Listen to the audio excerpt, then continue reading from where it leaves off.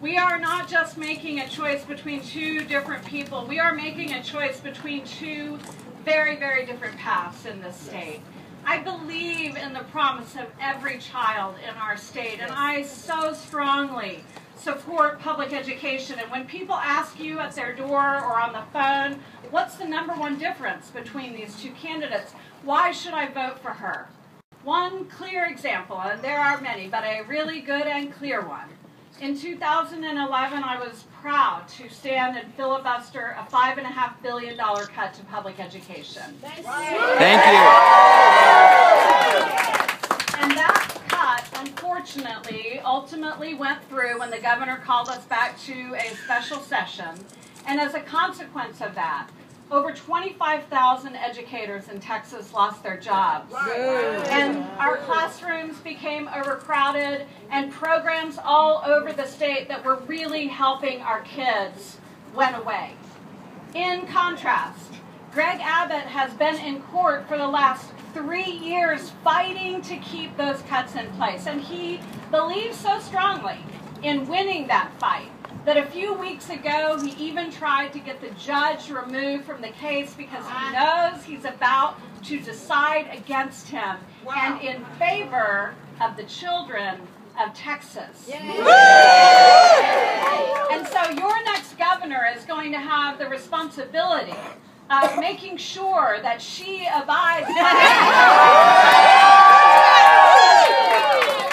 and does something meaningful, and not because she needs a judge to tell her to do it, but because she knows it's the right thing to do for her state.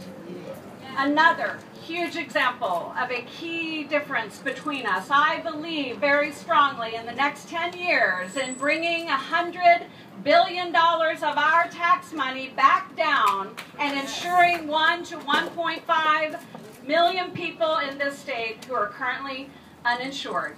That's our Medicaid expansion.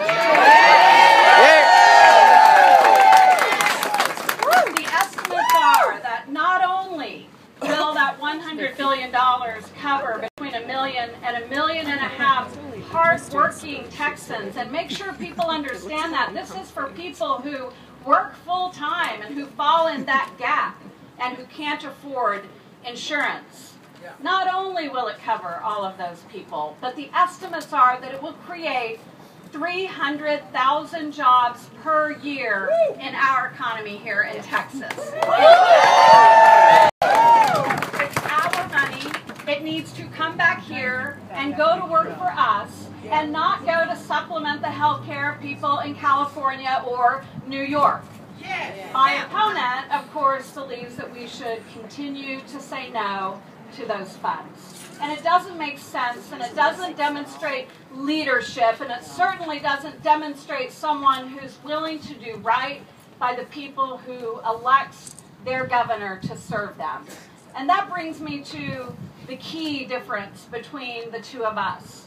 I have been in public service for 15 years, and when I was first elected to the Fort Worth City Council, I raised my hand. And I took my oath to my city and to uphold our charter, just as I later did when I was elected to the Senate, to uphold our state constitution. But every time I raise my hand and make that oath, I make a promise to myself that I will always, always put the people I represent first, that I won't shy away from taking a hard vote, and I won't shy away from fighting a hard fight. And we fought a lot of fights. And we've learned a lot along the way about what it means to reflect the values of citizens in this state. And I know that those values are there. And voters are going to express them at the polls in November in a way that shows that they are there. And finally, they are going to have a governor who every single day takes their concerns with her to her office every day and doesn't need a paid lobbyist to remind me what my interests ought to be, because my interests are the people, not the special interests.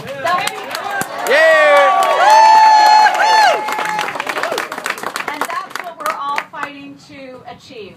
There are people in this state who are going to benefit from our collective work,